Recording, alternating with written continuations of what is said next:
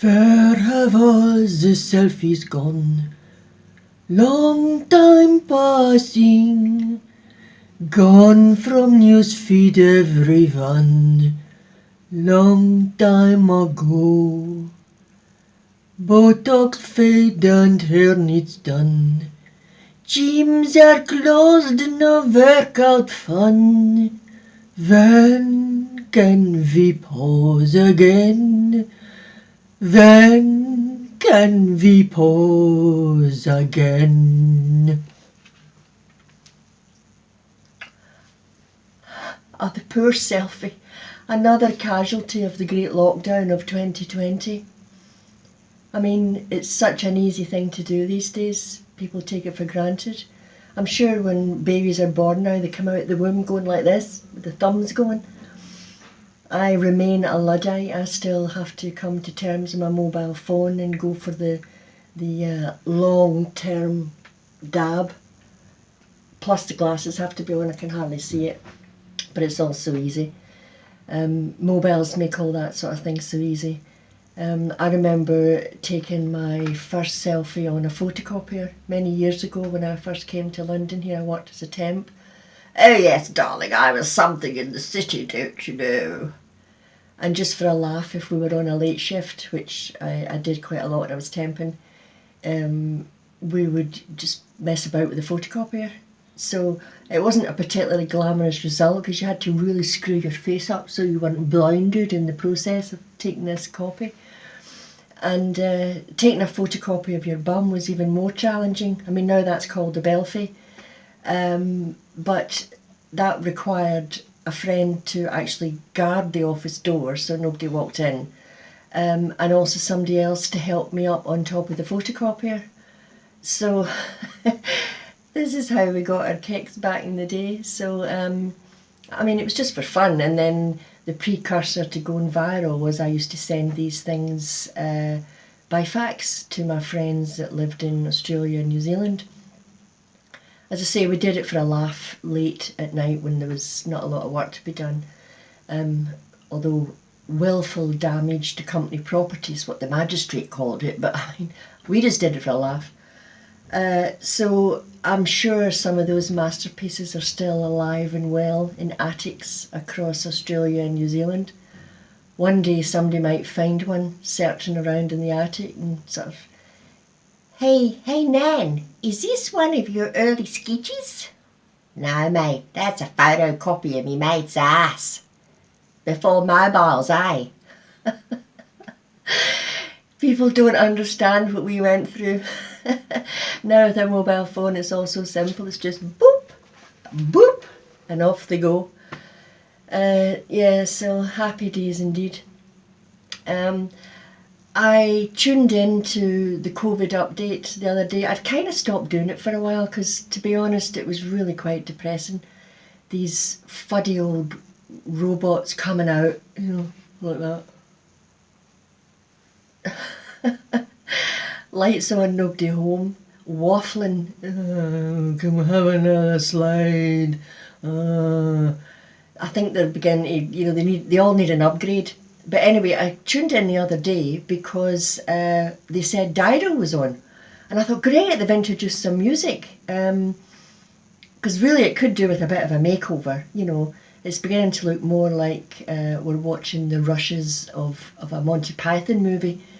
Except it's all, gaffs and no laughs. It's just, So I thought, wouldn't it be great if they came out on the podium to some music, before they deliver this waffle?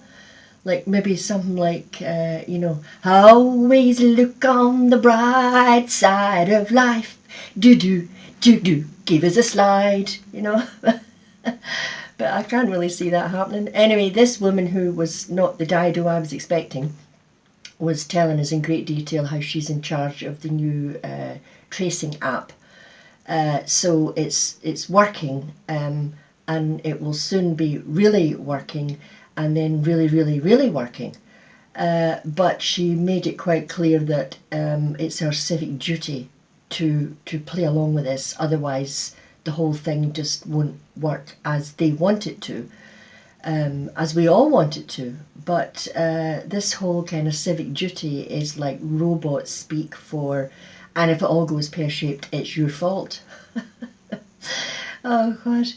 But the man robot that was on with her was saying that shops, non-essential shops, can now open. Yeah, we can all go out and spend money we don't have. And if we travel on transport, masks are now compulsory. They weren't last week, but they are this week. They are now compulsory. And you may not be allowed on London Transport or the buses or whatever if you're not wearing one of these. And if you can work at home, still work at home, and don't use London Transport or public transport unless you have to. And if you do have to, avoid the rush hour. Now again, this is from someone who clearly doesn't use London Transport, because there is no such thing now as no rush hour. It's busy all day. So it's kind of like a whole load of waffle that is quite meaningless. One good thing that he did say was that we can now expand our social bubble so that people who live alone can now meet up with someone from another household, just socially. One other person, I think it is, although that might have changed because it's constantly on the go. Which is quite good, because, well, it's good for me because I do live alone. I haven't actually seen a friend or family or anybody for about 3 months almost. My husband died 5 months ago. It wasn't COVID related, but that kind of lockdown just tipped me into solitary confinement, which has been challenging for all of us. We've all lost someone, something, a job, a lifestyle, so it's very challenging times. So this would appear to be a tiny glimmer of light at the end of the tunnel. So now that we can expand these social bubbles, my problem, however, is that my bubble chums all live far and wide. There's nobody locally. So I'm going to have to see if I can pull a few strings and maybe get Dominic Cummings to drop me at Specsavers in Glasgow. You know, next time he's going that way, which will probably be any day now. So that would be quite good. So we'll just sort of see how it goes and continue to follow the instructions as to what is our civic duty now. The new requirement of us.